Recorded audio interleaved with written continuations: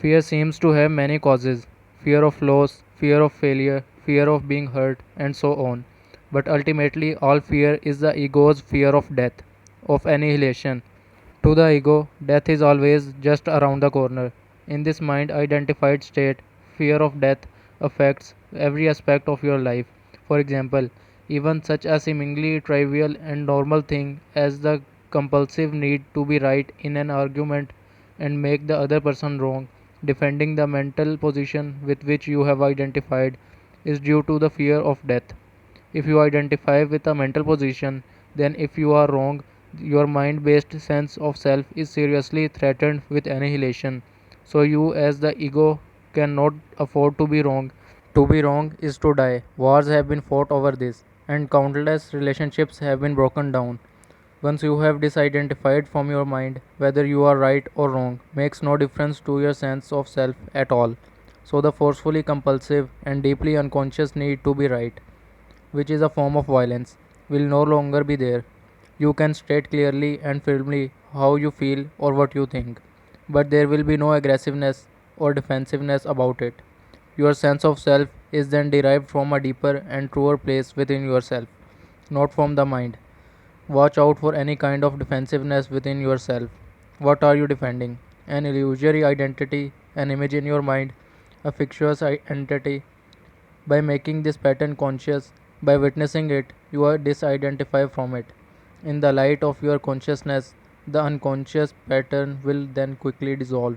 This is the end of all arguments and power games, which are so corrosive to relationships.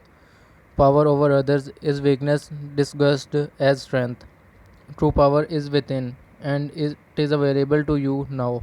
So, anyone who is identified with their mind and therefore disconnected from their true power, their deeper self rooted in being, will have fear as their constant companion. The number of people who have gone beyond mind is as yet extremely small, so you can assume that virtually everyone you meet or know lives in a state of fear. Only the intensity of it varies.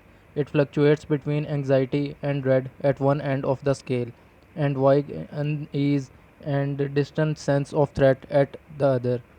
Most people become conscious of it only when it takes on one of its more acute forms.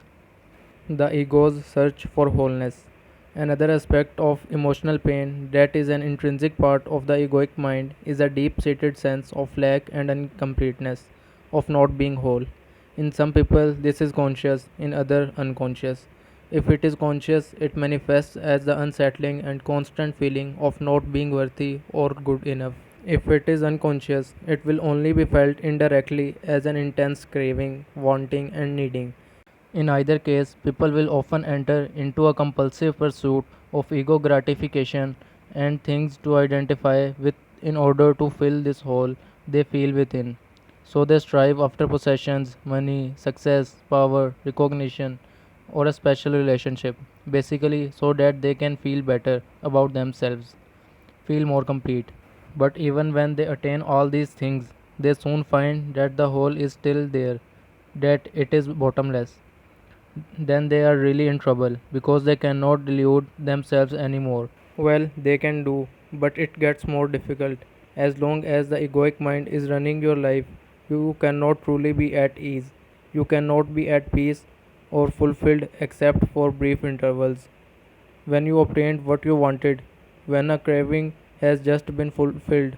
Since the ego is a derived sense of self, it needs to identify with external things. It needs to be both defended and fed constantly. The most common ego identification have to do with possessions, the work you do, social status and recognition, knowledge and education, physical appearance, special abilities, relationships, personal and family history, belief systems, and often also political, nationalistic, racial, religious, and other collective identifications. None of these is you.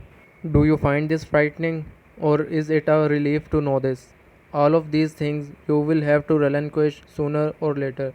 Perhaps you find it as yet hard to believe, and I am certainly not asking you to believe that your identity cannot be found in any of those things. You will know the truth of it for yourself. You will know it at the latest when you feel death approaching. Death is a stripping away of all that is not you. The secret of life is to die before you die and find that there is no death.